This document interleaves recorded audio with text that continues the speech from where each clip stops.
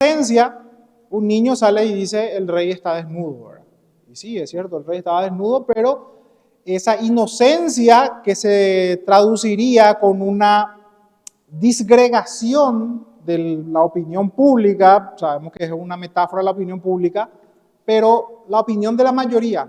Entonces, cuando vos, esa inocencia, por decirlo así, te separa de ese consenso social, ahí vos te das cuenta que es imposible, que solamente biológicamente son los roles sexuales, ¿verdad?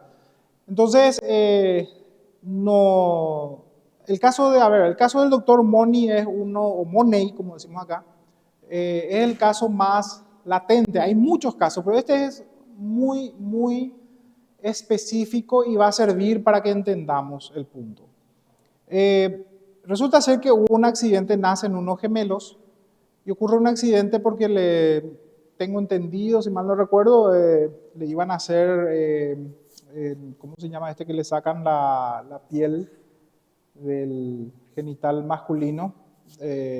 La circuncisión, ¿verdad? Y ocurre un accidente y le amputan el pene al niño. Entonces, como que los padres querían ver una solución o buscar, ya que era chiquito, escuchan la teoría del doctor Money, de que los roles sexuales se pueden construir, o sea, de acuerdo a lo que uno quiere. Si yo le educo a mi hijo como nena, por más que sea varón, finalmente va a terminar siendo una mujer y va a ser feliz con eso. Bueno, le pareció convincente eso, le llevan al niño con el doctor Money y comienzan un trabajo largo donde le convencen de que es una mujer. Incluso le amputan completamente, le hacen una cirugía, le transforman.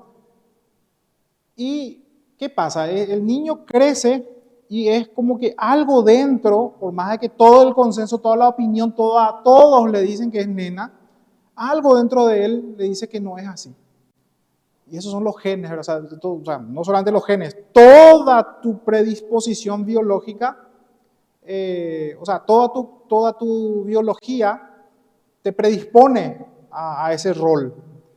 Entonces ahí entendemos de que existen conductas innatas que por más que nosotros queremos disfrazar o transformar desde el punto de la opinión, eso no va a ocurrir. A esto Ayn Rand le llama principio de identidad. El principio de identidad tiene una fórmula muy sencilla que hasta un subnormal puede entender, ¿verdad? Que es A es igual a A. Ese es el principio de identidad. A es A independientemente a la opinión del sujeto. ¿Qué quiere decir A es A independientemente a la opinión del sujeto? Que yo puedo decir, o nosotros socialmente, incluso todo el país, todo el continente, todo el mundo, puede decir que este no es un teléfono celular, es un elefante rosado. Eso no va a transformar la identidad del sujeto. La opinión no transforma la esencia. La esencia se mantiene incólume independientemente a la opinión del sujeto. Eso es el principio de identidad. A es A independientemente a la opinión del sujeto. Esa es la fórmula que están violando con la ideología de género. O sea, yo sé que hay una idea detrás de no lastimarle a la persona, de la falacia, eso se llama en retórica falacia ad misericordiam, que la sola idea de que podemos lastimarle a alguien no vamos a hacer, o vamos a hacer, independientemente de lo que se quiere lograr. Entonces, bajo esa falacia ad misericordiam se construye esa idea de que el consenso social puede lograr un cambio, o lo que hoy se llama constructo social. La construcción desde el punto de vista de la sociedad. ¿No le suena eso a constructivismo racional que ya habíamos visto en la clase anterior? Bueno, es sencillamente eso. O sea, estamos hablando de construccionismo racional cuando hablamos de constructo social. Y cuando ustedes le leen a los nuevos gurúes se llama socialismo, es un socialismo que critica al socialismo, ¿verdad? Socialismo crítico. Lo que hacen es criticar a la teoría de Carlos Marx y dicen que se puede explicar también los conflictos sociales desde el género, una serie de cosas. Entonces, si le leen a Derrida, por ejemplo, que es un autor francés, él habla de la deconstrucción, o sea, se puede deconstruir las conductas. Imagínense que es peor todavía. O sea, estamos hablando de un sistema en donde desde chiquitito te construyen el rol, desde chiquitito te van enseñando. Pero ¿qué pasa? Derrida dice que por más que vos ya llegaste, ya te construiste, te pueden deconstruir. O sea, estamos llegando a niveles increíbles, ¿verdad? Entonces, cuando nosotros analizamos al ser humano en forma individual, ahí vamos a entender por qué no funciona todos estos intentos de ingeniería social, que vamos a analizar también por qué se busca esto, ¿verdad? O sea, cuál es la idea que está detrás de esto de querer cambiar roles sencillamente con la opinión. Entonces vemos que la esencia, el principio de identidad dice que la opinión no puede cambiar a la esencia, a la materia. Una simple opinión sí puede influir en el cambio de actitud, en el cambio de conducta, en el cambio de moda, o sea, muchas cosas puede hacer la opinión, pero la esencia no puede cambiar, definitivamente. Esto es una realidad que a muchos les puede golpear, pero lastimosamente fueron programados para que crean esto, ¿verdad? A veces la realidad choca con ellos, con estas personas que han sido educadas dentro de esa idea, y cuando ven tan obvia la realidad, ¿qué es lo que ocurre? ¿Se acuerdan que habíamos visto en el primer módulo? Cuando chocan con la realidad, la disonancia cognitiva, ¿verdad? Entonces hay una disonancia cognitiva en donde vos sabés, en el fondo vos sabés que la realidad es muy fuerte, pero tu mente te lleva a rechazar, ya sea por arrogancia, porque no queremos reconocer la verdad, o muchas cosas, ¿verdad? El punto es de que muchas veces la realidad nos golpea y nos echa.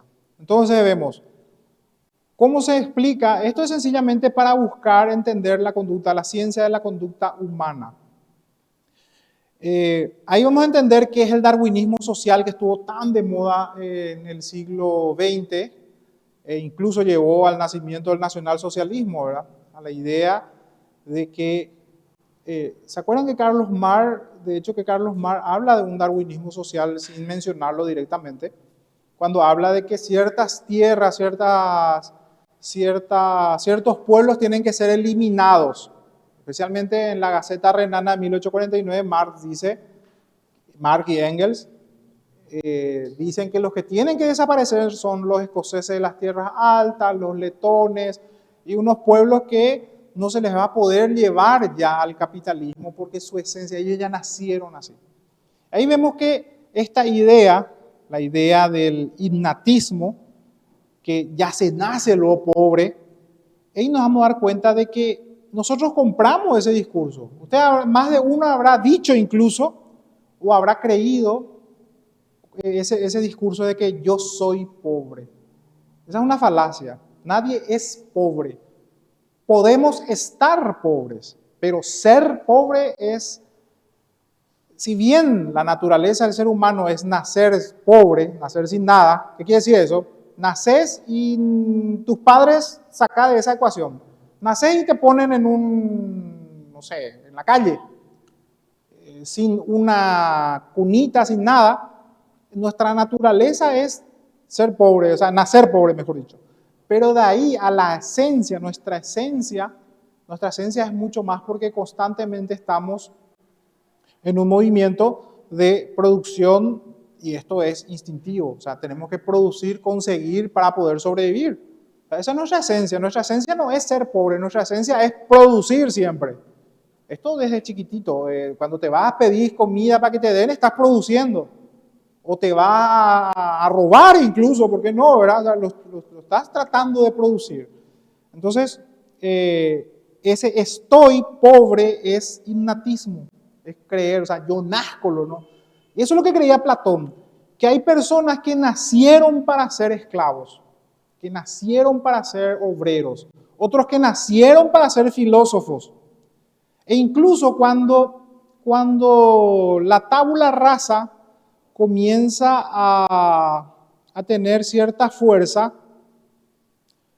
esto pone en duda también otros conceptos de que si yo nací para ser esclavo, entonces sencillamente, o mejor dicho, si yo nací con una idea de que puedo construir un rol, ponía en tela de juicio también las monarquías, que nacías luego ya para gobernar, o sea, nacías para ser gobernante. Esto era peligroso también desde el punto de vista de la monarquía, pero obviamente con el advenimiento de la etología, le dan el premio Nobel a Lorenz no por su descubrimiento de comparar con los animales nomás, porque cambia el método de observación, cambia el método de estudio de la conducta humana. Entonces vemos que comienza la era de la ciencia de la conducta. ¿Por qué ciencia de la conducta?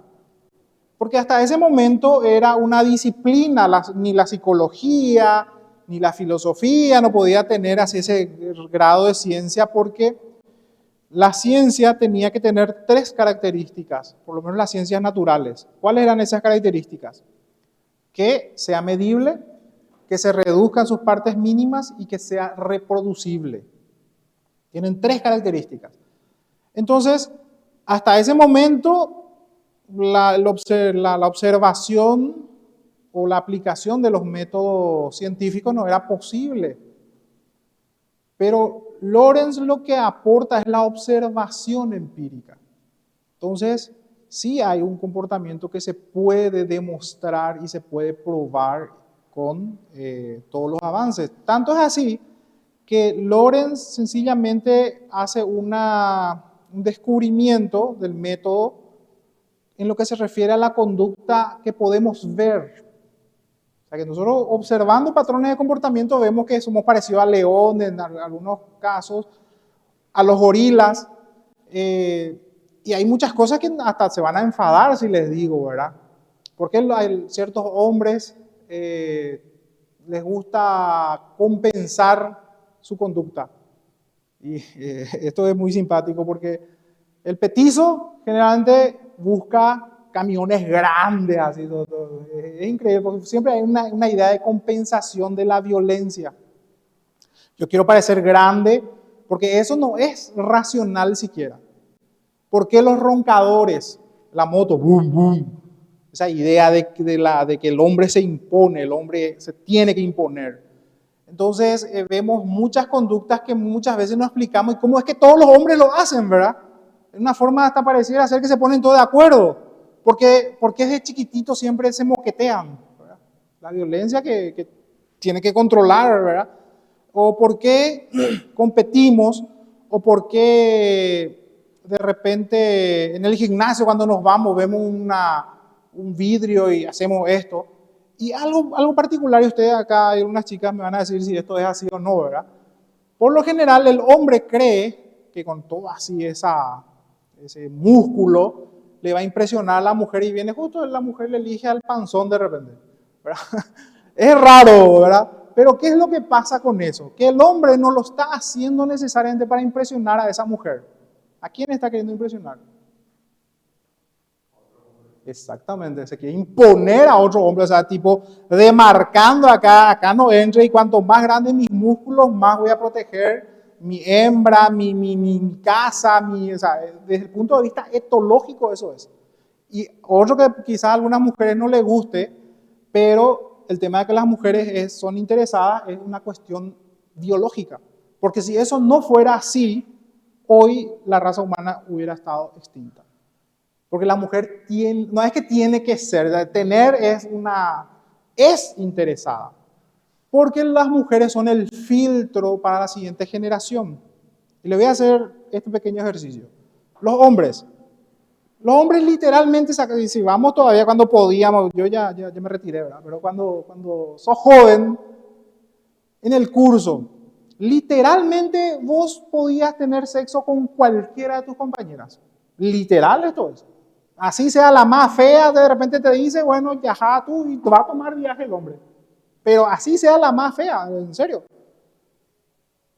Y hagan a la inversa. Siempre había uno o dos churritos nomás en el curso que eran los que todas las chicas con él nomás querían, ¿verdad? O uno nomás que destacaba. Y las chicas literalmente no iban a hacer con toditos los hombres, iban a hacer con uno o dos nomás. Uno o dos más el que se ganaba, digamos, el respeto, la atención. Este es un patrón de comportamiento que se repite en todas las especies, porque esa forma de comportarnos, claro que los seres humanos hemos superado ya esa etapa con educación, somos más, pero si hubiera existido una regla de la ley de la selva, muchos feos nos hubiéramos quedado sin mujeres. Y algunos hombres hubieran acaparado todas las mujeres. Y eso de repente nosotros con nuestra cultura queremos tapar, ¿verdad? O queremos no tapar o superar, por decirlo así. La religión vino un poco a poner orden en ese sentido. De hecho, que cuando América se descubre, decían justamente los que venían a América Latina y se iban, decían, es el paraíso de Mahoma. ¿Por qué decían el paraíso de Mahoma? Los españoles. Porque cada español tenía como 70 indias, como un harén. De hecho, que ese comportamiento de harén es un comportamiento etológico. Desde el punto de vista de la etología vos podés explicar. Y ahí también vamos a entender por qué el hombre es más infiel, el hombre es más cajatá, el hombre es más... O sea, tenemos morfologías y patrones biológicos diferentes que el uno no va a poder comprender. El otro, por ejemplo, el hombre no entiende por qué la mujer es interesada. Porque la mujer ni siquiera está pensando en ella. Está pensando, no es pensando, se está predisponiendo. Acuérdense que no es determinismo, no es que sí o sí la mujer va a ser interesada, nomás. Claro que hay. Exactamente. Seguridad, protección, está pensando en su cría. O sea, no es que está pensando, está actuando conforme a su generación. Y por eso siempre le va a elegir. Y vos ves de repente, yo ahora miro mucho TikTok, me volví TikToker en el sentido de mirar mucho, porque TikTok no es solamente boludeces, ves muchas cosas realmente, ¿verdad? Pero había algunas que decían, si te fijas en el pobre, es el camino más rápido a ser la mamá luchona. O sea, es una filosofía vulgar, pero te explica lo que es la teología. O sea, ¿qué quiere decir? La pobreza conlleva a que sufras, a que estés pidiendo por el pan o lo que sea, y eso a su vez predispone a que el hombre sea más competitivo. Que el hombre, si es que esto no fuera así, el hombre no iba a salir a pelear, no iba a salir a trabajar, no iba a salir... Porque en la naturaleza es el hombre el que provee, o sea, el macho. Salvo algunos patrones que salen de eso. Ahora, por eso la naturaleza no es que vos entendés así como una tabula rasa y es así muy sencillo. Las hienas, por ejemplo, son matriarcales. O los caballos de mar, es el macho el que tiene a la cría. O sea, también hay, digamos, disonancias dentro de la naturaleza, pero dentro de esa complejidad lo que buscamos es tratar de entender nuestras conductas bases, ¿verdad? Justamente un experimento recuerdo que de los tantos que vi, los lagartos tienen la sangre fría, y, o sea, todos los reptiles. Entonces, ¿qué pasa? Hay una especie de lagartos que el macho que más hembras tiene es el macho que está más alto en las rocas. Y abajo, o sea, son rocas que están, y abajo ven los machos más flaquitos, más enclencle que están ahí, solos están. ¿Qué hicieron los etólogos? Le sacaron a ese macho todas sus piedras y le pusieron a los que eran más enclencle, ¿verdad? O mejor dicho, las piedras llegaban hasta esta altura y los otros estaban muy bajos. A esto le pusieron más alto. Simpático, era como las lagartijas hembras, uno a uno se iban abandonándolas y se iban al donde era más alto, ¿verdad? O sea que el instinto es lo que le llamo. Bueno, ¿qué es lo que le está diciendo el instinto a esa hembra? Que este macho le va a proveer más seguridad a su cría. O sea, parece cruel. Cuando nosotros explicamos, de hecho que nosotros, el tema cruel, inmoral, es fruto de nuestro intelecto. Ya es ahí sí ya hablamos ya de una construcción social. Cuando vemos que el león le mata a todas las crías del macho anterior, desde nuestra percepción, que nosotros razonamos y tenemos la religión, tenemos la cultura, la educación, vamos a decir, un acto de crueldad. Pero si miramos desde el punto de vista de la biología, ¿eso es cruel? Es un acto biológico, o sea, es un hecho, es una...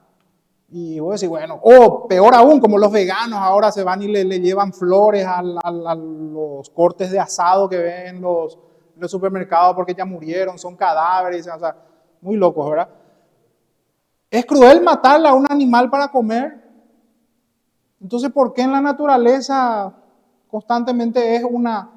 Y bueno, sí, cruel porque nosotros le asignamos ese rango, nosotros desde nuestra ideología decimos que es bueno, que es malo. Y ahí es donde la religión vino a corregir entre comillas, corregir desde nuestros logos y nacen las culturas, las civilizaciones. Si la educación o la religión no hubiera estado presente, probablemente que nuestras culturas hubieran sido muy parecidas a los animales. De hecho, que subsiste. Fíjense nomás, Konrad Lorenz dice que eso está ahí siempre presente. No es que se suprimió, se reprimió nomás. O sea, el macho no tiene muchas mujeres, no es porque se reformó. Es porque hay ciertas barreras culturales, que es como la hoja de papel que ataja al agua, que le impide. O sea, por eso le digo, lo que le estoy diciendo a muchos le va a chocar, le va a parecer cruel. Pero tenemos un muro de contención que es la educación, que es la religión, una serie de cosas que hace que, por eso es que cuando ocurrió eso con los españoles, se envía una legión de curas a América Latina para tratar de corregir ese paraíso de Mahoma, porque ¿por qué era paraíso de Mahoma? Y pónganse en el contexto de la época. ¿Quién era o cuál era la religión que se estaba buscando expandir tratando de arrasar con el cristianismo? El Islam. Entonces, ¿qué es lo que hacen? No, espera, si nosotros alimentamos esa cultura, el Islam va a tomar América Latina. Entonces envían todo Bartolomé de las Casas, ¿cómo se llama? Bueno, todos estos curas que vinieron para hacer una ingeniería social desde el punto de vista de la religión, ¿verdad? Entonces ahí sí ya tenemos, digamos, una conducta más civilizada, por decirlo así. Esa es la palabra, civilizada, porque la civilización es precisamente un producto del ser humano. ¿Está claro? O sea, lo que buscamos es sencillamente explicar ciertas conductas básicas y que eso se llama atavismo. Conductas atávicas. Todos los seres humanos tenemos conductas atávicas que están por debajo del logos. El logos es el responsable de la religión, de la educación e incluso la economía. Cuando nosotros analizamos desde el punto de vista de la etología, vamos a entender muchas cosas. Por ejemplo, la competencia. ¿Por qué hay competencia entre empresas? Por ejemplo, ¿por qué los países más pobres, donde hay más escasez, hay más violencia? ¿Por qué les parece eso? ¿Por qué en la Venezuela el índice de muertes o robos con derivación fatal es altísimo? ¿Por qué cuando comienza a subir el robo, el índice de robo con derivación fatal, es un indicador muy jodido? ¿Por qué? ¿Qué está indicando esa variable? De que el país está yendo al carajo, de que está habiendo mucha miseria y eso hace que la olla a presión se destape. ¿Por qué? Porque la escasez es uno de los que destapan esa conducta atávica. Y hay una película de los años 80 que es muy simpática también y que es un experimento etológico finalmente. Se llama De mendigo a millonario. Eddie Murphy, no me acuerdo quién era el otro, ¿eh?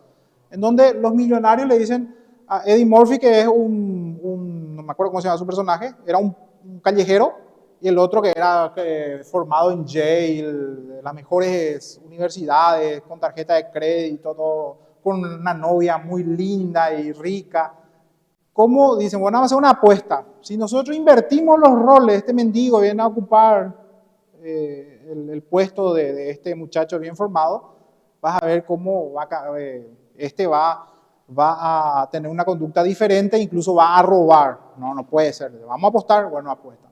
Y claro, finalmente el tipo, al ser despojado de toda su riqueza, es compelido a asaltar para comer, porque no, está en una pobreza, ¿verdad?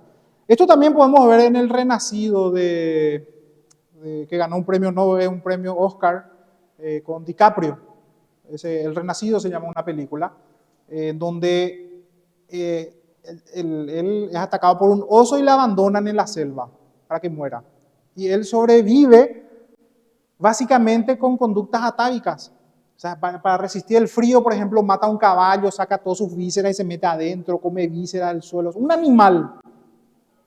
Y esas conductas básicas reviven cuando hay escasez o morís. Así nomás. Es por eso la etología explica cómo es que el índice de criminalidad, cuando empieza a crecer de una forma exponencial, ya es un problema social que está asociado. No vas a más solucionar con el Código Penal, doctora. No hay por y Código Penal, aunque fusiles, como en China. Ahí estamos hablando de un problema social mucho más jodido que las ciencias penales puedan resolver. Estamos hablando de una cuestión económica ya. Y mientras vos no resuelvas el problema económico, cada día vas a tener más muertes en la calle. Es lo que está pasando un poco con Paraguay. Eso es una visión antropológica, etológica. Entonces vemos que la etología en realidad es el abuelo de la sociobiología. Esto sirvió de base para que después nazca la sociobiología. ¿Qué es la sociobiología? ¿En qué se diferencia? ¿Verdad? Thomas Wilson es el padre de la sociobiología que toma a la etología como base. ¿Y qué dice la sociobiología? Que estas conductas que observamos usando el método etológico, lo observamos a nivel genético, lo observamos a nivel celular. Y después de la sociobiología ya viene la neurociencia, que hoy vemos incluso con una tecnología aplicada que el pensamiento, o sea, la forma de pensar tiene patrones en el cerebro. Incluso sabemos qué parte del cerebro actúa para qué cosa. Esto se descubrió de una manera, como muchas cosas, de una forma accidental. Un día un minero, no era minero, eso que trabajaba en la vía del tren, tenía una vara en su mano y creo que iban a detonar con dinamita, algo se va, y clava así y explota y le traspasa la cabeza. Y obviamente cualquiera que ve va a decir, bueno, acá llegó su fin este muchacho. ¿Qué pasó? El tipo, o sea, se saca eso, ahí mismo agarra en su caballo, se va. Nada no le pasó. Salvo un cambio de conducta así ligero. Entonces a partir de ahí comienza el estudio, yo creo que con eso nace incluso la neurociencia, de que el cerebro tiene partes, lóbulos que digamos tienen una función específica, ¿verdad? No era como creía Descartes. Descartes creía que el cerebro era un todo, sino que hay partes del cerebro que están asociados a ciertas conductas, ¿verdad? Lóbulos, ¿verdad? Y hoy la neurociencia está tan avanzada que prácticamente confirman todo lo que Konrad Lorenz, Wilson y compañía decían. Por ejemplo, la hormiga, que es la que más está, la hormiga prácticamente ya no está predispuesta. La hormiga hasta yo diría que está predeterminada. Acuérdense de las dos palabras. El ser humano no está predeterminado, no está determinado, está predispuesto. Son dos cosas muy diferentes. Yo como hombre puedo tener la predisposición a ser machista o a ser mujeriego, pero la predisposición no quiere decir que yo sí o sí sea mujeriego o sí sea machista. Simplemente tengo una conducta base. Pero las hormigas, desde la antena hasta la patita, prácticamente están predispuestas. Por eso es que las hormigas de repente, cuando ustedes ven que hacen esto, un círculo, una espiral, es prácticamente el fin de la colonia. Porque están girando en círculo, en círculo, en círculo, no pueden detenerse porque entraron en un corto que hasta ahora los científicos tratan de explicar cómo entran en un corto, y al entrar en corto prácticamente todos, estos no van a parar hasta morir todos, hasta que mueran. Es muy extraño, por supuesto, pero está en la naturaleza, ¿verdad? Entonces, la neurociencia, que es ya, vamos a decir, el avance de todo esto, nos dice o nos confirma que la sociobiología, la sociobiología demuestra que a nivel genético vienen estos comportamientos y la etología a partir del comportamiento exterior. La etología hace un estudio de los comportamientos comparados con otras especies, la etología humana. La sociobiología ve que tenemos comportamientos sociales que están predispuestos genéticamente. ¿Verdad? Y la neurociencia demuestra todo esto a nivel cerebral. Incluso el tema de los zombies, ustedes van a decir que los zombies es para la película. Los zombies son reales, existen. De hecho que somos medio zombies nosotros los seres humanos. Ustedes saben que uno de los responsables de que comamos pan, azúcar en forma obsesionada y que sea una adicción, el responsable es un hongo. Un hongo que está dentro nuestro, que se llama hongo cándida, que está en el microbioma que tenemos en el estómago, especialmente en las vísceras. Son colonias y colonias de microorganismos, ¿verdad? Entonces, el hongo cándida cuando sale de ese nivel de equilibrio, porque el hongo cándida también es importante porque consume metales pesados, de mercurio y qué sé yo, que consumimos también cuando comemos alimentos. Pero ¿qué pasa? Se alimenta de glucosa. Entonces, cuando no tiene suficiente glucosa, entonces comienza a adherirse a tus paredes nerviosas y te dice, come, come, come, come, come. Y vos te va la ansiedad. Vos te vas como un zombie, agarra y come todo. Y si te aguantás, por eso es que la dieta de restricción no funciona.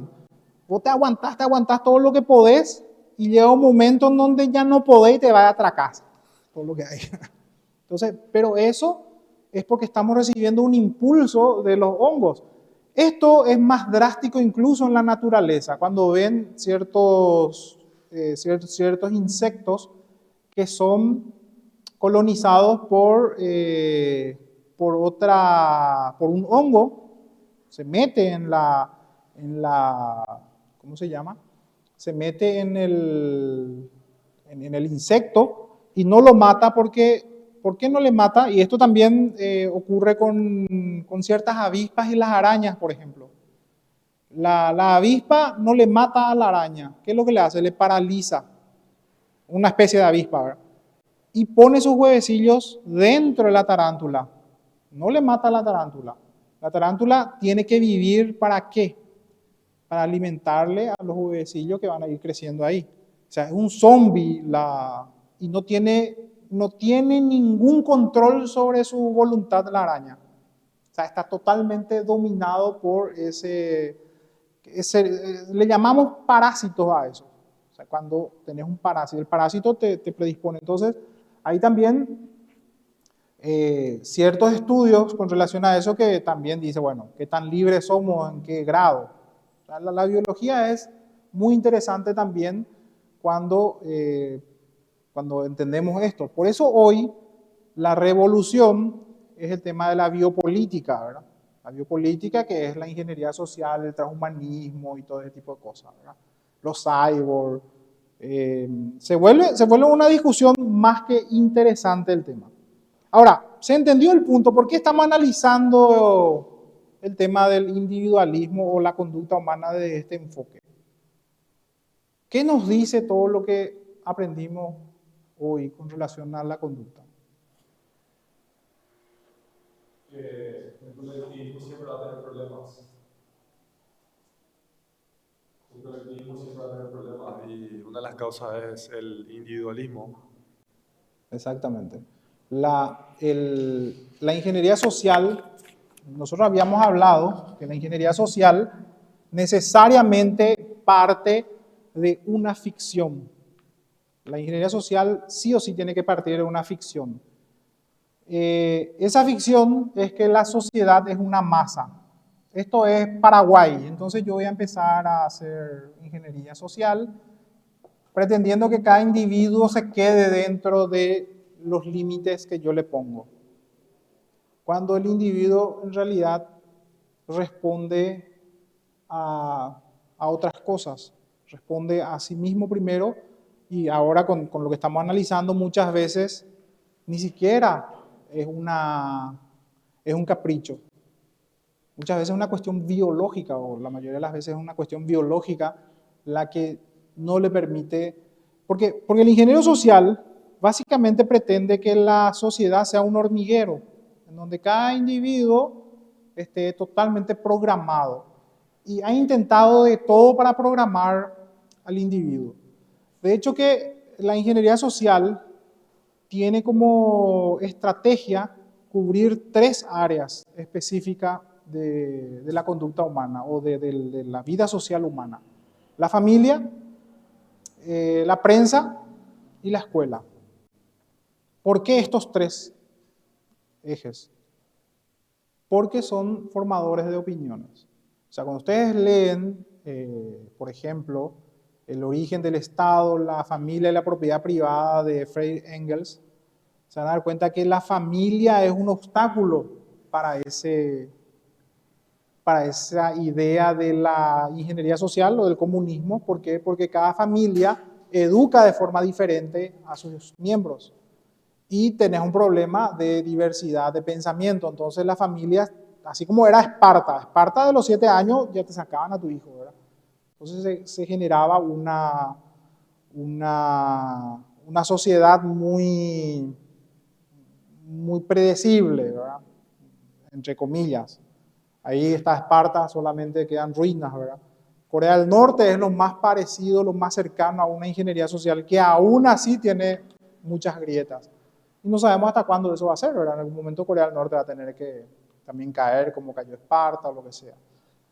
Digamos que hasta cierto punto, hasta cierto límite, se puede hacer una organización colectiva que tenga reglas mínimas. Por eso ahí van a entender por qué las sociedades se desarrollan mejor cuando las reglas escritas son mínimas, lo estrictamente necesario. Porque cuando vos empezás a batatarle con reglas, sencillamente te va a dar la espalda y no va a cumplir. O sea que exigirle cosas muy, digamos, difíciles a la sociedad es dispensarle su cumplimiento. O sea, muchas leyes hacen que la gente desobedezcan las leyes buenas. Muchas leyes hacen que las leyes buenas también sean ignoradas. Entonces, por eso es que el ceteris paribus es una utopía, que es una ficción que utilizan los economistas, ¿verdad? Los economistas te dicen, bueno, la economía va a crecer el 3% este año, ¿verdad? ¿Y en qué se basa el economista? El economista se basa en mediciones actuales, por ejemplo, que el arroz o lo que sea, una serie de variables que hacen, dice, bueno, la economía va a crecer un 3% el año que viene. Y te dice, utiliza una ficción ceteris paribus. Si todo se mantiene constante, ¿verdad? Ese todo se mantiene constante es lo difícil.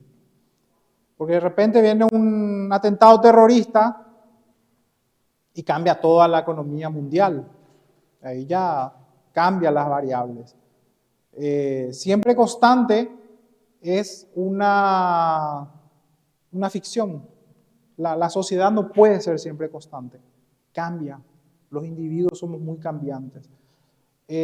Y ahora, ¿por qué somos muy cambiantes? Por eso es que estamos analizando, como decía el compañero, la ciencia de la conducta es indispensable en ciencias políticas. Con la ciencia de la conducta, que son, incluso la ciencia de la conducta, acá nos quedamos muy cortos, acá solamente abarcamos la historia de la naturaleza de la conducta, que es Thomas Hobbes y compañía, la etología, la sociobiología, la neurociencia, incluso quedamos cortos, tenemos la psiquiatría, la psicología, una serie de ciencias más o de disciplinas que tenemos que entender para poder entender también de que hay ciertas limitaciones en materia de políticas públicas. El legislador que no tiene estas bases va a tender al comunismo. O sea que el comunismo luego es un pensamiento demasiado básico. El comunismo es el pensamiento gregario. No necesitas escuela para eso. O sea, sencillamente seguir tus instintos y vas a ser comunista. No hay propiedad privada. O sea, todos los avances de la sociedad se refiere a ciertas convenciones sociales que nos fuimos viendo por ensayo y error, qué es lo que funcionó y qué no funcionó. ¿Preguntas hasta acá? ¿Está muy claro? Qué gusto que está muy claro entonces. A ver, tengo que mirar el programa porque yo les preparé a ustedes un programa muy restringido, había sido. ¿Alguien me pasa el programa?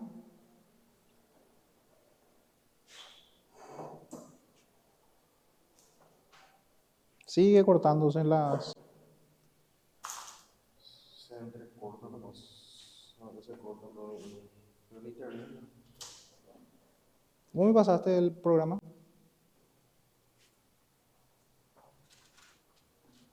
Módulo 2. Sí. Ok.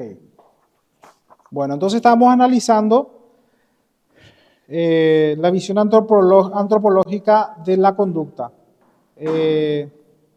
La conducta como metodología empírica, la sociobiología, el atavismo, la metáfora del jinete del elefante, la tabula rasa, innatismo, el dogma del buen salvaje, dualismo cartesiano, la praxeología y el estudio de la conducta en forma a priorística. Bueno, vamos a analizar esto, ya es adelantando, por supuesto, economía, que es la praxeología, que también entra dentro de lo que es el estudio de la conducta humana. ¿Qué significa praxeología? Praxe viene de conducta, y logía o estudio de la conducta, ¿verdad? Pero este es un nombre inventado por un economista, el nombre von Mises, Ludwig von Mises. Él le llama praxeología a lo que nosotros llamamos economía, porque dice que economía viene de la época o de una escuela en donde creíamos que las cuestiones económicas se referían a la distribución. Por ejemplo, la economía materialista. ¿Se acuerdan qué era la economía materialista? La economía materialista cree que la economía pasa por la cosa, por el objeto, objetivista. ¿Qué quiere decir eso? Que un país se vuelve rico cuando tiene mucho oro, muchos recursos naturales, mucho petróleo, mucho cobre. Entonces dicen, bueno, Malthus era de la economía materialista. Si hay pocos recursos, entonces cuando crece la población va a haber una escasez y vamos a morirnos todos más o menos.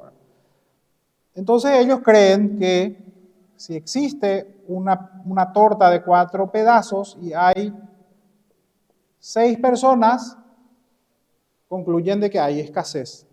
Porque ellos no se fijan en esta persona, en estos. Ellos se fijan en esto, en los recursos existentes, es lo que se fija el economista materialista. Entonces, de ahí surge la idea de oikonomos, que en griego significa administrador del hogar. Hasta ese momento la gente creía que la economía se trataba de administrar cosas. Literalmente, economía viene de oikonomos, y oikonomos es administrador del hogar, o sea, el que da, bueno, baja como un pedazo de pan o un pedazo de torta, qué sé yo, reparte los bienes. Y la praxeología dice, no es la cosa, no es el objeto, es la acción humana, es el sujeto. Entonces, se refiere a la conducta que pueden tener estos sujetos con relación a la cosa. Por ejemplo, si acá hay 6 personas, a uno se le puede ocurrir copiar la receta, a otro se le puede ocurrir partir en más partes, a otro se le puede ocurrir robar solo y se va corriendo y se quedan 5, luego sin comer. O sea, puede pasar cualquier cosa porque la economía, como le llamamos, se trata de sujetos, de praxis. Por eso se llama praxeología. Y es la cabeza o es la, digamos, la base de la economía austríaca, o la Escuela de Salamanca o la Escuela Austríaca de Economía. Porque von Mises era un austriaco y otros tantos, era Karl Menger, ya vamos a ver en economía. Pero para que se entienda nomás por qué le llama praxeología. Y justamente la praxeología, y una vez le dice, no recuerdo si era Mises o era su discípulo, von Mises, que él dice, bueno, para saber de economía, entre comillas, ustedes tienen que saber matemática, psicología, de leyes, tienen que saber biología, antropología. Y le dice, el alumno dice, no, yo no estoy obligado a saber todo eso. Yo solamente tengo que saber de números, de estadísticas, y ahí es donde justamente le dice, bueno, nadie lo obliga a ser economista, ¿verdad? O sea que la economía va mucho más allá. De hecho, que hay muchos economistas que se enojaron con la Academia del Nobel porque le dan un premio Nobel a la escuela institucionalista. Que la escuela institucionalista dice que la economía es una cuestión de reglas por las instituciones. Entonces, es un mundo muy apasionante la discusión sobre la economía, pero ¿por qué ponemos dentro de la ciencia de la conducta la praxeología? Porque la praxeología, lo que dice Mises, es de que esta división que nosotros ya conocemos, o sea, lo estoy simplificando, pero de una manera así brutal. A ver. Este logos en otros animales es más pequeño, pero en el ser humano es bien grande. Tenemos el ethos, el pathos y el logos. Esta construcción o esta predisposición mental es la que hace imposible a la economía materialista. Porque si yo te repartiera nomás, hubiera sido muy sencillo. Si la cosa si la economía pasara por repartir nomás los bienes existentes y no pasaba, por ejemplo, por la producción, y no es lo tanto por producción y distribución, por la valoración de la cosa. O sea, yo de repente puedo tener ese vaso común y corriente que puede costar 2 guaraníes o 1 peso puede costar en el mercado un vaso donde tomé un café. Pero ¿qué pasa si yo soy Messi o soy una persona objeto de un culto? Y alguien agarra ese vaso y dice, en este tomó café Hugo Vera o Messi y voy a vender por $1,000. Y va a haber un boludo que pague $1,000. Porque es subjetivo, pasa por la praxis, pasa por la conducta humana y qué valoración le damos a la cosa. Esa es la economía subjetiva. Ya estamos haciendo un adelanto, por supuesto, pero decidí incluir en esta parte de la ciencia de la conducta para que entendamos dónde va este tema de la conducta humana. La praxeología dice que hay cuestiones que son absolutamente impredecibles y que tienen que ver con esto. Si nosotros, en la hormiga, por ejemplo, es atómico este logo, creo que no hay logo, pero ponerle que sea atómico. entonces sí hay una predisposición a armar un hormiguero así en la forma estructurada, toda una conducta así totalmente, algunas nacen guerreras, otras nacen reinas, otras nacen obreras, perfectamente equilibrado. Pero ellos tienen totalmente en forma instintiva el comportamiento de la antena hasta la pata. Muy poco espacio para el logos, nada logos. Y el problema, entre comillas, de los seres humanos es que este logos es demasiado grande con relación a otras especies. Por eso es que no podemos hacer planificación centralizada a nivel de las hormigas. Es más, nuestra planificación solamente puede ser mínima luego. Planificación social me refiero. Entonces vos pones ciertas reglas que ciertas personas lo van a cumplir, otras no lo van a cumplir. Siempre hay un desbalance. Y lo que Douglas North dice es que las reglas que han nacido por ensayo y error, porque también las reglas evolucionaron, son las mejores. ¿Por qué? Porque nosotros ya sabemos que tenemos que tener ciertos comportamientos en la sociedad que no nos dice un legislador. Nos dice la praxis, la prueba, el ensayo y error. Algunos no pueden entender cómo en Paraguay yo veo así gente que cruza el semáforo en rojo o lo que sea, ¿verdad? Tiene una conducta muy de salvaje, pero se va a Nueva York y cambia esa conducta, ¿verdad? ¿Qué pasó? ¿Por qué cambió? Porque ahí si te agarran, probablemente no es como que te agarra acá el zorro o el policía de tránsito paraguayo que de repente puede negociar con él, ¿verdad? Es más bueno por lo menos. Y no necesariamente para coimearle, incluso hablándole, ¿verdad? Pero allá no hay eso. O sea, las reglas son dracónicas. Ni tampoco ahí, ¿verdad? Pero por lo menos tu mente te dice que ahí tenés que ser diferente. Entonces, tu instinto de supervivencia cambia tu conducta. Y nuestra conducta justamente está supeditada a demasiados factores que no tienen que ver con la cosa propiamente, sino que este logos sumado a nuestro instinto y a nuestras pasiones nos lleva a tener sobre la cosa. Y no es la cosa sobre nosotros. Por eso se llama praxeología. Por eso es que la economía depende de la conducta humana. Y a mi modo de ver es una de las escuelas económicas más, por lo menos a mí, la que más me satisface cuando busco así respuesta en materia económica, ¿verdad? Sí, cuando hablamos de estructurar la sociedad podemos tener ya discrepancia en materia de aplicación de políticas públicas, ¿verdad?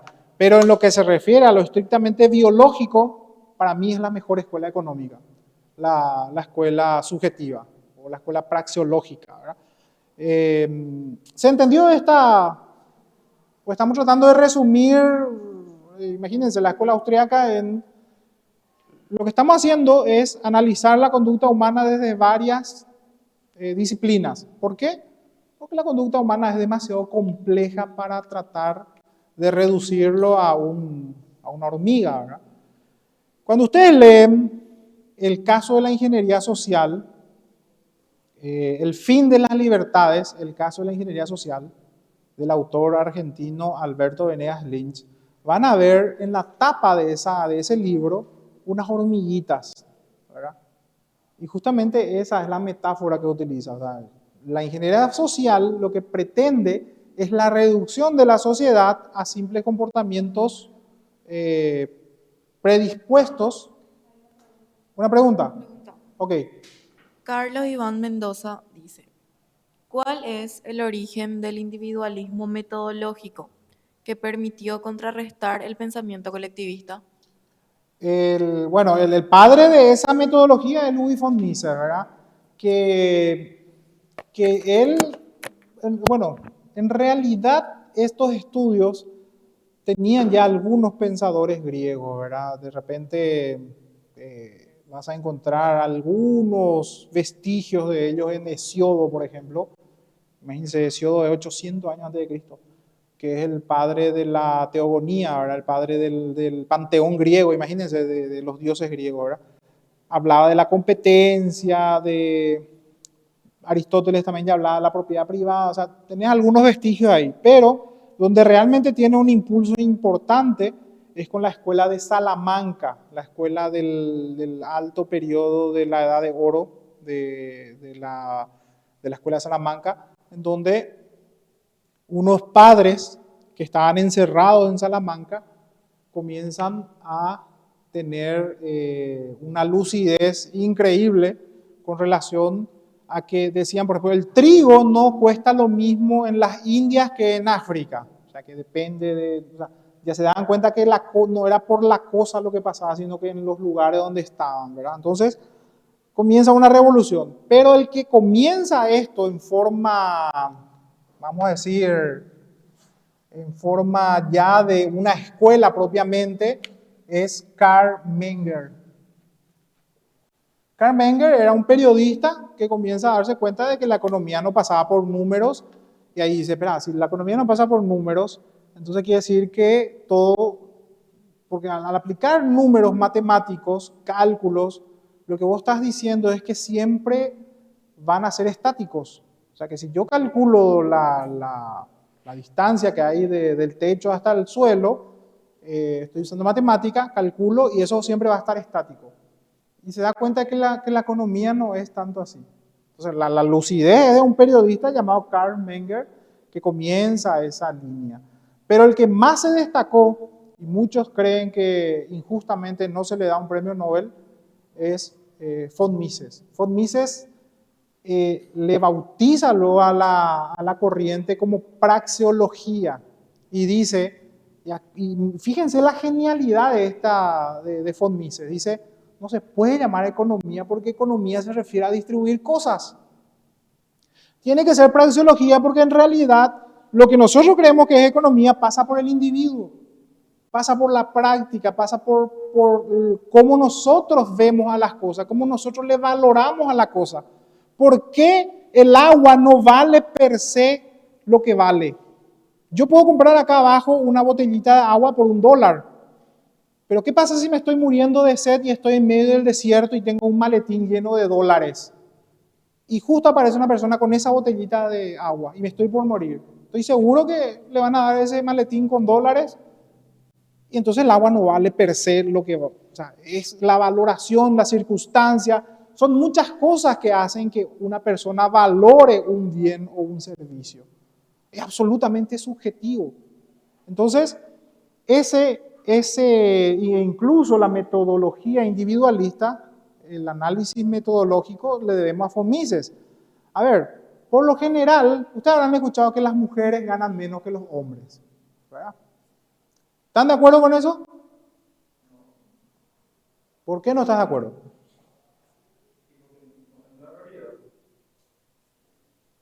Ok, no es la realidad. Bueno, pero... La realidad es algo que se venía trabajando, que se venía algo más ideológico, Ajá, algo construido, una idea construida. es una idea.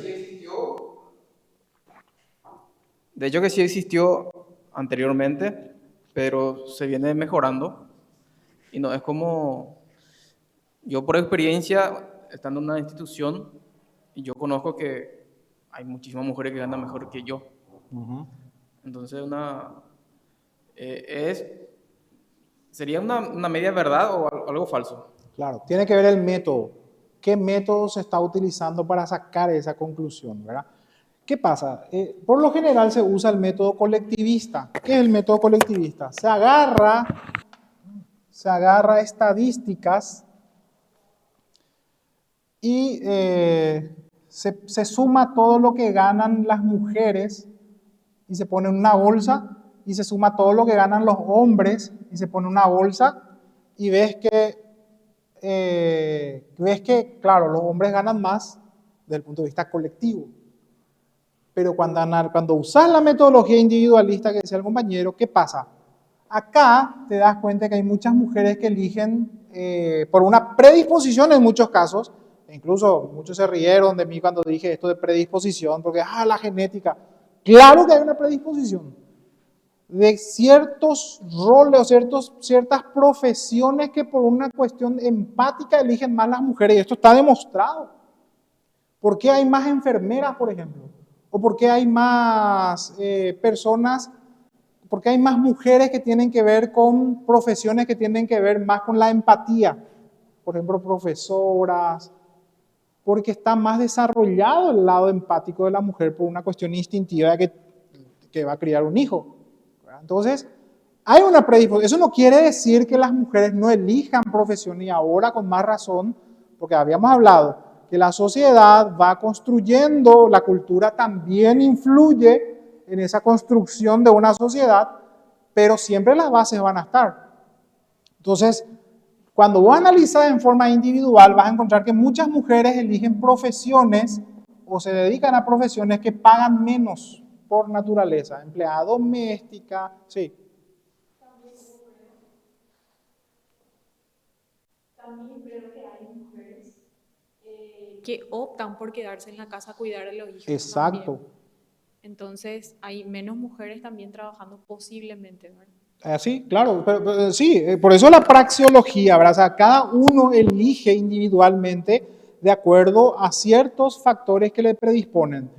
Por ejemplo, la raza puede ser una predisposición. Por ejemplo, si yo soy una persona que resiste más el sol, voy a trabajar en ciertas cuestiones. No sé, ¿cuántos campeones olímpicos en natación vieron que son negros, por ejemplo?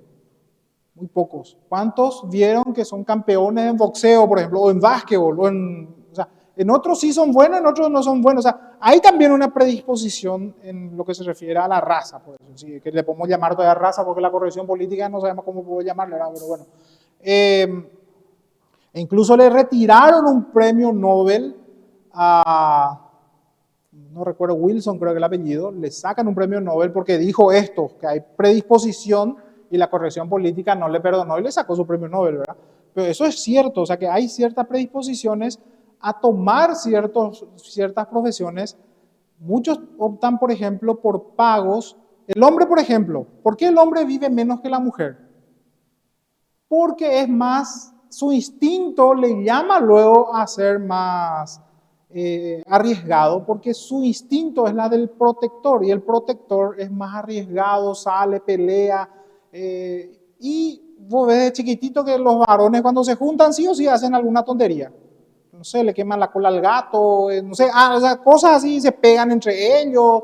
Fíjate, y eso es hasta que crece. O sea, vos le veas a un grupo de hombres adultos y parecen niños. Y o sea, tienen una conducta muy particular, muy diferente. Entonces, esa predisposición hace que, por ejemplo, que tomen la profesión. Hay un tipo que gana $25,000, creo que trabaja una vez al mes o una vez cada 3 meses, pero por un solo acto, o creo que es más, los $60,000 le pagan, una sola cosa hace. ¿Saben qué es? Cambiar el foco de una torre que tiene no sé cuánto, y se sube con un arnés, ¿verdad? Y su predisposición, o sea, como hombre que ama más el riesgo de repente, lo hace. O sea, no digo que una mujer no lo va a hacer, vuelvo a repetir esto. No es que es un determinismo, es una predisposición. Entonces, cuando vos ves que la predisposición cuando lo tomás en forma aislada y después lo ves en forma general. Entonces ves, ¿por qué hay más enfermeras? ¿Por qué hay más profesoras? ¿Por qué hay más psicólogas? ¿Por qué hay más? Entonces te das cuenta. Entonces, ¿por qué hay más albañiles? ¿Por qué hay más choferes? ¿Por qué hay más soldados? ¿Por qué hay más cosas asociadas a la violencia? Una serie de cosas. Les recomiendo un capítulo de Los Simpsons que es genial. Yo creo que en ese capítulo habrán intervenido muchísimos profesionales, porque esa es la característica de cada capítulo de Los Simpsons. Es carísimo, había sido, porque intervienen muchos profesionales y hacen de eso. La genialidad de Los Simpsons es que eso lo vuelve como algo cómico. Dicen, las mujeres solo quieren sumar. Por favor, miren ese capítulo, porque se refiere al tema. De hecho, que voy a pasarlo al grupo. Se refiere a esto que estamos hablando ahora, ¿verdad? En donde supuestamente hay una predisposición porque las mujeres no están tan asociadas a las matemáticas y los hombres sí, una serie de cosas. Una discusión interesante, ¿verdad? El punto es de que cuando vos ves en forma aislada, te das cuenta que en realidad tiene que ver por las profesiones que abrazan. Si vos haces en forma individual un hombre con una mujer, una ingeniera con un ingeniero, puede darse también el caso en donde sí, por machista el contratista le paga menos a la mujer. Puede darse el caso, ¿por qué no? Pero es muy difícil. Porque si eso fuera así, ¿por qué? O sea, si es que yo tengo dos profesiones y de la misma profesión, hombre y mujer, y la mujer gana menos, ¿por qué los contratistas no contratan mujeres nomás? Si le va a salir más barato. Y no ocurre eso. ¿Por qué Messi gana más? ¿Por qué un futbolista hombre gana más? Porque está asociado otros factores a ese fenómeno, que es la productividad. Entonces me decís, llevemos este caso al fútbol, en donde la chica, una mujer crack, súper nambrelo, es una Messi. E incluso juega mejor que Messi, ¿por qué no? ¿Verdad? Y como el mundo todavía no está preparado para jugar el fútbol mixto, hay fútbol de mujeres y fútbol de hombres. Pero esta mujer sabe jugar más que Messi. Pero ¿dónde está la injusticia? En donde a esta mujer le pagan menos que a Messi. Porque ahí hay un factor que no están teniendo en cuenta, que es la productividad. Si yo le llevo a esta chica al Barcelona, primero, ¿quién es esta chica? O sea, no hay una... Pues Messi solamente pagando, no sé, con lo que se le pagó a Messi vendiendo camisetas, nomás ya recupera. Después no hablemos de la... Bueno, ahora cambiemos de profesión, llevemos al modelaje, porque hay hombres que ganan muy poco y mujeres que ganan estratosféricamente y en la misma profesión. Entonces, ahí entra la metodología individualista, el individualismo metodológico de Mises. No se puede analizar en conjunto estas variables económicas porque tienen que ver las cuestiones individuales. A eso se refiere con metodología. Es muy interesante el tema de la praxeología, vamos a ahondar más cuando entremos en economía, pero sí ya decidí incluir en esta parte del programa para que se pueda entender de qué estamos hablando, porque estamos hablando de ciencia de la conducta. Bueno, la visión antropológica de la conducta. Ya hablamos de la triada del comportamiento. ¿Cuál es la triada del comportamiento? Tabula rasa, buen salvaje y el dualismo cartesiano. ¿Eh? Tabula rasa era la creencia de que nacemos con una mente en blanco. Aristóteles, después John Locke, creían esto. La siguiente de la triada del comportamiento es el buen salvaje de Rousseau, el mal salvaje de Thomas Hobbes y un ecléctico que es de Montaigne, Michel de Montaigne, que dice que es malo y bueno al mismo tiempo. Después avanzamos con, ese es, como les digo, eso es de la historia del comportamiento humano, tratando de entender el comportamiento humano.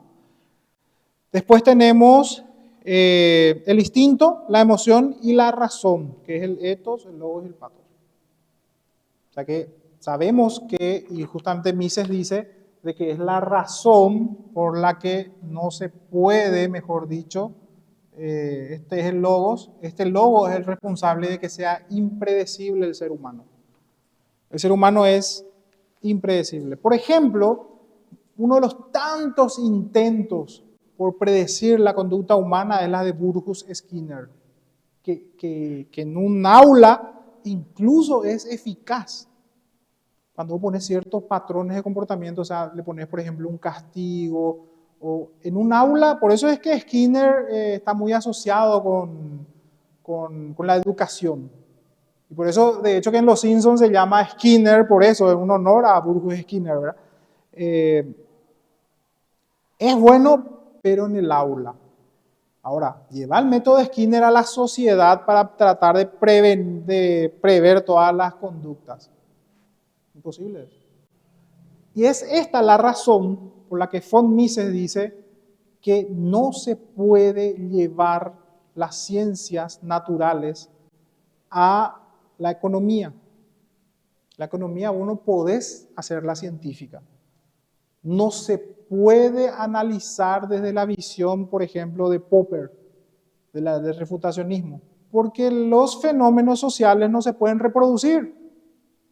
No se puede aislar a un individuo y pretender que el comportamiento de este individuo sea igual al de la sociedad. Como sí ocurre cuando vos aislás una masa en el laboratorio y analizás y ves, sí, una masa que corresponde, entonces vos podés descomponer en sus partes mínimas. Porque si vos descomponés la sociedad en sus partes mínimas, pues es el individuo. Pero ningún individuo va a tener un comportamiento parecido al otro. Hasta cierto punto podemos tener conductas predecibles, ¿verdad? Hasta cierto punto. Y toda esta idea de los conductistas, de Pavlov, ¿cómo se llama? De Watson, el comportamiento operante, o el comportamiento condicionado de Pavlov, ¿verdad? O de Skinner, todo esto creían que por estímulo nos movemos. Es cierto que nos estimula ciertas cosas, pero hay gente que no le interesa el dinero, por ejemplo. ¿Se acuerdan ese capítulo de Batman en donde decía, es un criminal más, decía Batman, y le dice su mayordomo, no es tan sencillo el tema. Una vez nosotros nos fuimos a África a buscarle a unos que robaban rubíes, no sé qué decía. Buscamos por todas partes, a todos los mercados donde pudo haber vendido y nunca dimos con el criminal. Hasta que un día vimos unos niños que estaban jugando con unos rubíes que tenían el tamaño de una naranja. El ladrón sencillamente le regalaba a la gente en las tribus. Y ahí le dice, hay personas que no le podés comprar con dinero, no le podés convencer, hay personas que solamente quieren ver el mundo arder, dice. Y les juro por Dios que los hay. O sea, si vos decís, todos los hombres van a responder a estímulos, la gran mayoría puede ser. A muchos les da a comprar con dólares, con, no sé, lo que se les ocurra, los placeres más mundanos que se les ocurra. Y a otros sencillamente no le vas a mover. Estudienle a los anacoretas, por ejemplo, que son capaces de estar en una columna un día entero así sentados. No sabes qué carajo tienen en la cabeza, ¿verdad? Así, la conducta del ser humano es demasiado compleja para tratar de unirlos todos en una metodología colectivista. Ese es el principal error del colectivismo.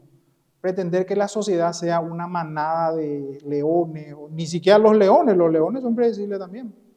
Imagínense el ser humano. Ok. ¿Preguntas hasta ahí? Después tenemos la etología y el estudio de la conducta humana, que vimos que es la metodología la etología en realidad, lo que valoramos más de Konrad Lorenz es el aporte de la metodología. Por primera vez, el estudio de la conducta humana pasa de ser, ¿cómo es que se llama? Doxática a ser epistemológica. Ese es el aporte de Konrad Lorenz. O sea que de ser una opinión del psicólogo, del filósofo, de Rousseau, del buen salvaje, de todo esto que hablaban de la triada, del dualismo cartesiano, que todo eran opiniones. Esa era la particularidad. Todos hasta ese momento tenían una opinión sobre la conducta. Algunos una opinión muy interesante, por cierto, pero no dejaba de ser una opinión. Konrad Lorenz, su aporte es de que es a posteriori, es de observación, es empírico, por primera vez en la historia. Y a partir de ahí comienza la ciencia de la conducta. Nace con Konrad Lorenz. Ciencia de la conducta que podemos asociar muchísimas otras hoy día que tiene bases científicas. La neurociencia, la sociobiología y otras tantas que podemos hoy decir. Sí. Guadalupe Mendoza. Desde su punto de vista, ¿a qué se debe que una persona con cierta conducta durante toda su vida de pronto cambie su conducta casi de manera opuesta? Y justamente lo que estaba diciendo, no hay alguien que te diga, es por esto. Yo imagínense que hace poco nomás descubrí que tengo TDA, por ejemplo. Yo no sabía eso. Hace poco nomás descubrí que trastorno déficit de atención y ahora se explica toda mi infancia, por ejemplo. ¿Por qué? Porque mi hija había sido genético, mi hija, que es una quilombera de novela en la escuela, todo el tiempo en la dirección, todo el tiempo, no, o sea, no presta atención, pero es brillante. O sea que le están hablando así y su cabeza en 7 partes se divide, pero tiene la memoria corta, o sea, unas características que es el TDAH. Ahora yo entiendo mucho también de mi conducta de la infancia, porque siempre fui un poco antisocial, no tenía amigos, porque yo por ejemplo, hasta ahora no logro, me voy a una fiesta y me aburro. O sea, el peor negocio es invitarme a una fiesta porque me voy y por más que, salvo que justo encuentro a alguien que toca un tema que me interesa. Entonces, el hiperfoco, se va todo en eso y ahí nomás me puedo aislar del resto y me voy a enfocar solamente en eso, ¿verdad? Tiene sus ventajas y sus desventajas, por supuesto, ¿verdad? Entonces, ¿cómo es que de repente cambia eso? No sabemos. Muchas cosas de la mente humana no podemos, por lo menos hay algunos intentos de explicar. Por eso la psicología es muy interesante. Y más que nunca yo reivindico el tema de la psicología como desde temprana edad, tipo para conducir ciertas conductas que no se pueden explicar. No todo lo puede, ¿verdad? Pero sirve. Algunos sí, sí, es cierto. Justamente esa es la gran discusión entre dos grandes psicólogos del siglo XX, Freud y Edmund, no es Edmund, Erich Fromm, ahí está.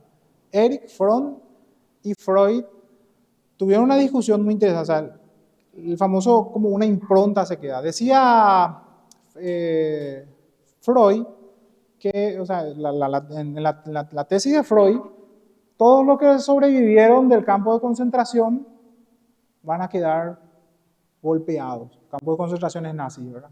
Con ese impacto de ver la gente morir, se te va a quedar en la mente y más o menos va a ser un loquito, ¿verdad? Pero Erich Fromm decía, no necesariamente, dicho y hecho. Hay gente que efectivamente se quedaron muy mal después de los campos de concentraciones y otra gente que lo olvidaron totalmente. Ni se acuerdan. O sea, se acuerdan pero no le afecta. Ningún fenómeno externo tiene el mismo efecto en todos los individuos. Hay uno que le tiene miedo a los fantasmas, otro ni ahí. La vez pasada vi un video por qué las películas de terror no tienen éxito en América Latina y un muñeco que en serio daba miedo y que se movía solo y una señora se le pegaba con una zapatilla. Yo en esa situación me caigo muerto, ¿verdad? O sea, por eso ningún ser humano reacciona igual a todos los fenómenos, ¿verdad? Otra pregunta. Sí. Dice Guadalupe Mendoza. Su opinión acerca del rey Nabucodonosor, ¿puede ser? El rey de, a ver, específicamente a qué Dice, cuando perdió por entero su patrón de comportamiento hasta el extremo de comportarse como animal. ¿Cree que a cualquier persona le podría pasar algo semejante? Primero que me estoy enterando que Nabucodonosor, rey de Babilonia, tuvo ese comportamiento, ¿verdad? Y voy a investigar, gracias Lupita. Imagínate, ahora no podemos explicar algo que pasó probablemente hace 2500 años atrás, va a ser muy difícil porque sencillamente nos quedan para analizar fuentes secundarias. ¿Qué quiere decir fuentes secundarias? Lo que escribieron de él otras personas, ¿verdad?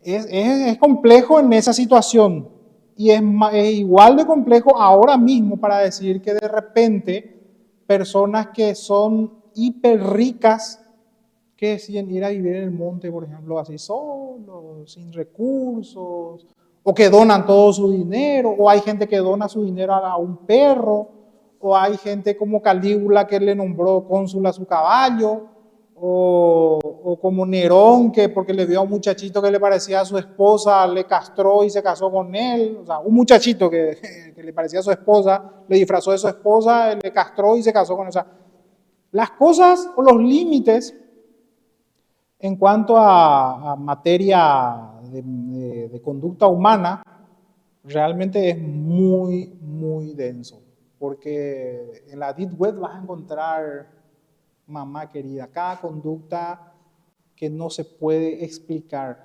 De hecho, que yo cuando estudié criminología en la Facultad de Derecho, nos dieron un libro que también usamos después en medicina legal, que hablaba de las anomalías de la conducta sexual. Cada loco que hay es... Y conste que no hay una... Es aclararlo, esto es enunciativo, no es taxativo. ¿Qué quiere decir eso? Que pueden haber más locos. O sea, si vos decís que hay gente que paga OnlyFans por ver un pie, eso es, no sé, Caperucita Roja frente a todo lo que va a encontrar, todas las anomalías sexuales que hay. Necrofilia, que tienen sexo con los muertos. No, brutal. Por eso les digo, tratar de reducir al individuo a un patrón de comportamiento genérico, general, es... Ahí les va a caer la ficha porque, a pesar de las buenas intenciones, no es posible una sociedad planificada a gran escala. Es cierto que se puede hasta cierto punto, pero no es posible un hormiguero. Eso es impensable, ¿verdad? Pero sí, o sea, lo que preguntaba Guadalupe, sí es posible que a una persona le pase eso. Sí es posible. Que cambie drásticamente de conducta, absolutamente, sí, claro, totalmente. De hecho que está todo documentado eso. Hay personas que...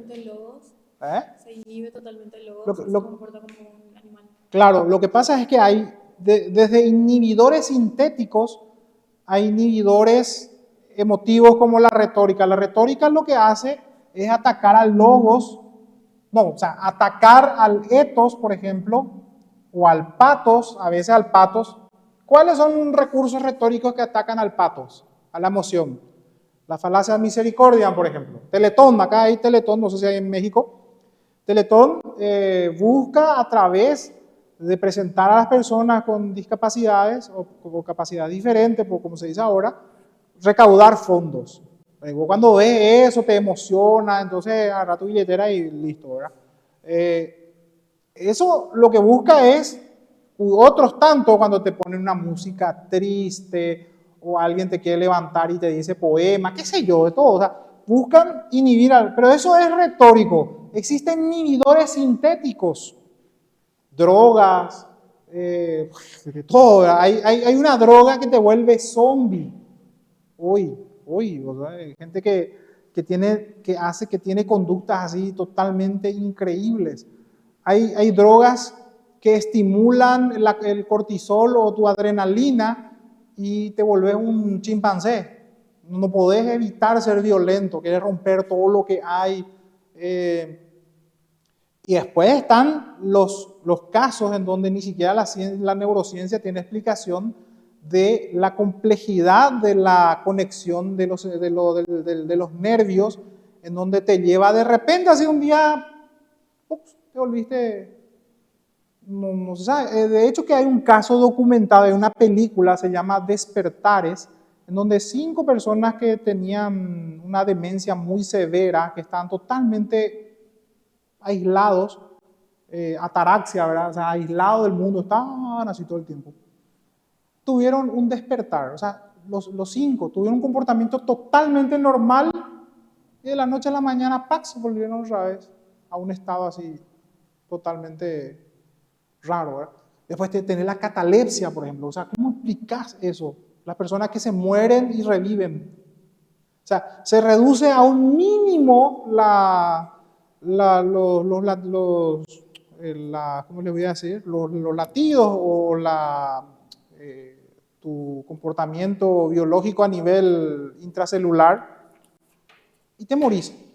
Después te revivís. Después en Haití, en Haití existe luego como una religión que te dan una droga, que no sé cómo se llama, que vuelven a las personas como un zombie. Son muertos vivientes. Eso en Haití es muy común. Entonces, sí, categórico que una persona puede perder totalmente la razón o puede cambiar totalmente de la noche a la mañana Y no necesariamente haya un motivo conocido externo, puede ser interno. Y sí, hay cada cosa. Hay gente que le mata a toda su familia, hay gente que no sabe, son conductas que solamente, voy a decir, un demente nomás puede hacer. Joseph Goebbels, el ministro de propaganda de Hitler, le mató a toda su familia. Y le quemó a todos, después él se metió un tiro. O sea, justamente va que, y su esposa estuvo de acuerdo con eso. Imagínense, niños pequeñitos de 7 años, todos se suicidaron y quemaron todo el cadáver, después él se mató, ¿verdad? O que él también se mató y le ordenó a unos soldados que quemaran todo su cuerpo. Eh, no podés saber cómo puede actuar el ser humano. ¿Eh? ¿Quién? Joseph Goebbels. Joseph Goebbels es el ministro de propaganda de Hitler. Eso lo hace cuando las tropas rusas entran ya en Berlín y ya no tenían vuelta atrás. Entonces, ¿qué es lo que dijo Goebbels? Goebbels dijo, la esposa de Goebbels, ¿verdad? Decía, no puedo concebir un mundo sin nacionalsocialismo y no quiero ese mundo para mis hijos. Y hay gente que va a decir lo mismo, no sé, si no invaden los extraterrestres y saben que van a comer gente y dicen, no, le voy a matar a mis hijos, pues no quiero que sean esclavos de los otros. No sé, o sea, son situaciones que, por eso es que la praxeología tiene tanta fuerza. Por eso es que la economía no se puede explicar con números nomás, con gráficos, con cosas así tangibles. No es algo estático, como siempre se asumió en economía. La economía materialista siempre asumió que el problema era la cosa a distribuir. Por eso decían, si América Latina tiene más oro, la economía le va a ir mejor. Y algunos estúpidos que dicen que si cae un meteorito, que por ahí está rondando un meteorito que está lleno de joyas, de oro, de lo que sea, y si cae a la tierra, va a desaparecer la pobreza por la cantidad de oro que hay. Esa cantidad de oro va a hacer que el oro sea tan barato que vamos a tener pisos de oro, ¿verdad? No va a valer lo mismo, ¿verdad?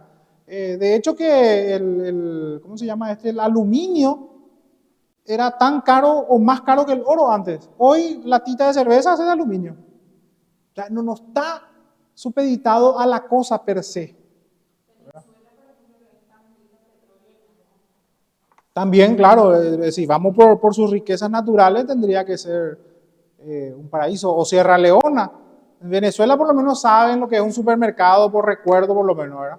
En Sierra Leona ni siquiera eso hay. O sea, la pobreza que hay es brutal y el yacimiento de diamante que hay es el más grande del mundo. ¿Verdad?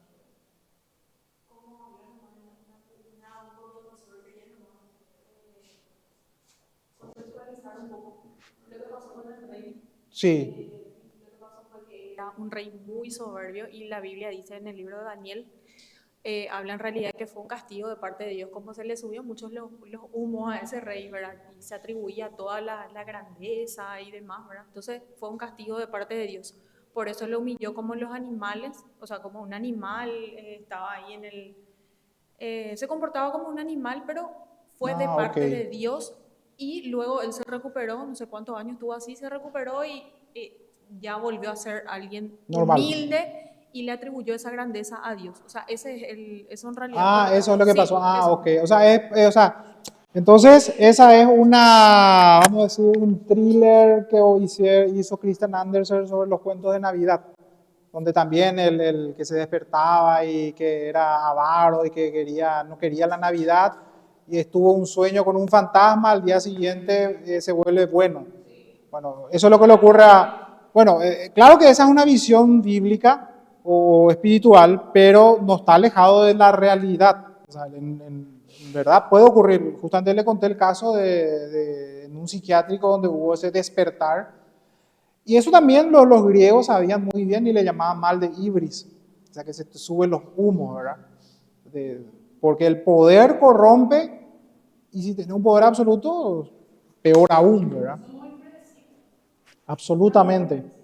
Dice Guadalupe, ¿qué puede hacer una persona que durante toda su vida trata de encajar en algún tipo de cultura circunstancial, pero encuentra siempre algún inconveniente para aceptar de todo. Sí, ocurre, por lo general ocurre, pero a ver, es lo que trajo el multiculturalismo o la aculturación. Nosotros tenemos todavía vestigios hasta ahora de ese choque de culturas. Desde el punto de vista de la etología, vos entendés por qué no encajas tan fácilmente en ciertos grupos. Eso no hace falta que sea una raza diferente, de una clase social diferente.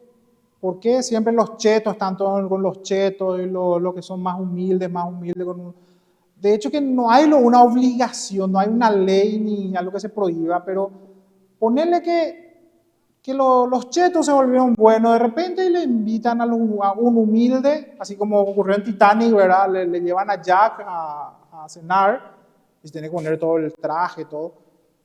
Le aseguro que va a estar muy incómodo esa persona pobre en un lugar así donde no encaja. Porque nuestros instintos todos nos llama a estar en los lugares donde tenemos más seguridad. Por eso es que le decía, ¿quién le dice a ustedes para sentarse en ese lugar? Ustedes lo eligen, nadie los obliga a sentarse en el mismo lugar donde siempre se sientan.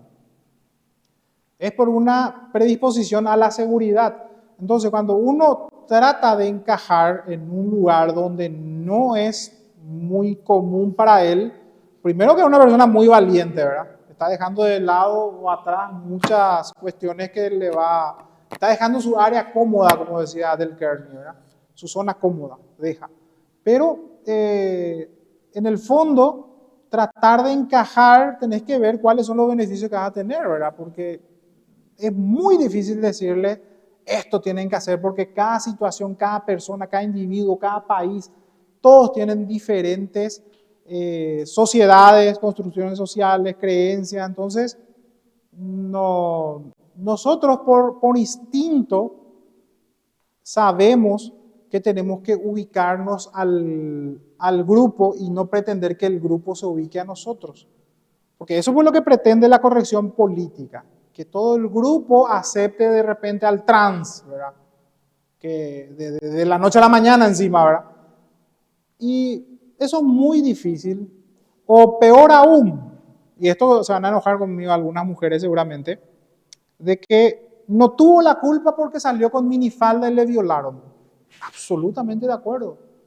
Pero esta chica, si sale a la 1 de la madrugada con una minifalda, sola, caminando por la calle, no estoy diciendo que está predisponiendo, sino que está violando un instinto básico que es el instinto de supervivencia. Cambiemos la situación. Que no sea una chica con una minifalda caminando sola por la calle. Que sea Hugo Vera, yo caminando en África sin armas. Está lleno de leones, ¿verdad? El león no tiene derecho a matarme, van a decir, o a asaltarme, o ¿para qué vamos a ir a África? Yo caminando por la calle de madrugada solo en un lugar muy peligroso. No tienen derecho a robarme esos tipos. Pero yo violé un instinto de supervivencia que es el instinto que me mantiene vivo. El instinto de supervivencia te dice que vos tenés que adaptarte a ciertas circunstancias y no la circunstancia a vos. O sea, vos no podés, si vos ves que todo el mundo tiene ropa y nos dice ahí, yo creo que no habrán encontrado acá en la universidad ningún cartel que diga vengan vestidos. El instinto nomás a ustedes les dice que tienen que venir vestidos, o sentido común, ¿verdad? Entonces, es un poco complejo a veces y creemos que la sociedad es cruel porque no se adapta a la sociedad toda. Creemos que la sociedad es un cuerpo único y a veces no nos damos cuenta que nosotros mismos somos los que no encajamos. Entonces el esfuerzo lo tenemos que hacer a veces nosotros, si queremos encajar. Por eso es que los genios, los que resaltan, disculpen el término, le chupa un huevo el grupo. Es como es y pero son particularidades. Por lo general, todos queremos pertenecer al grupo. Por lo general.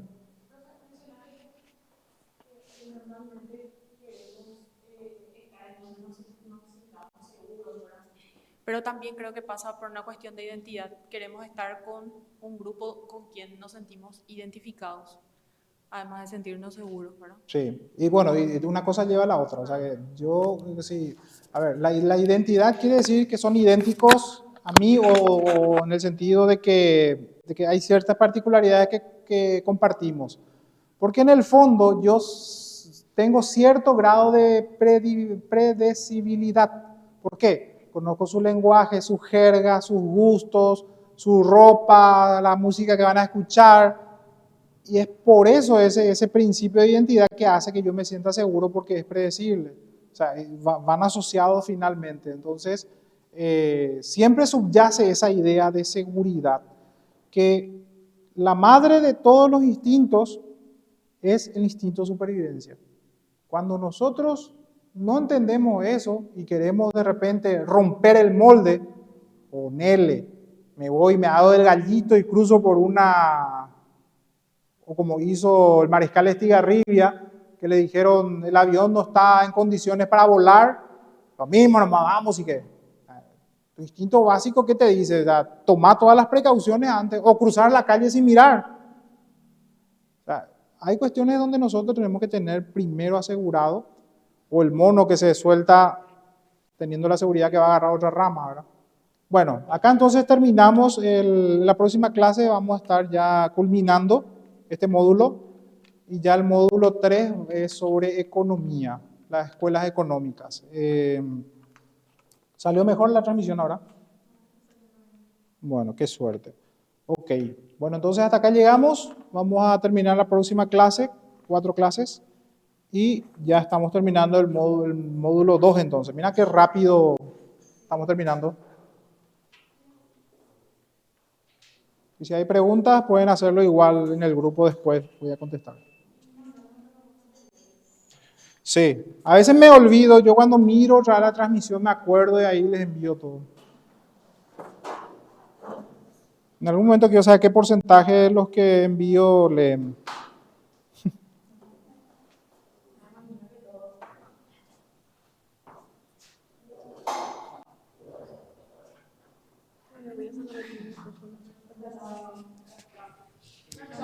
Chao, chao.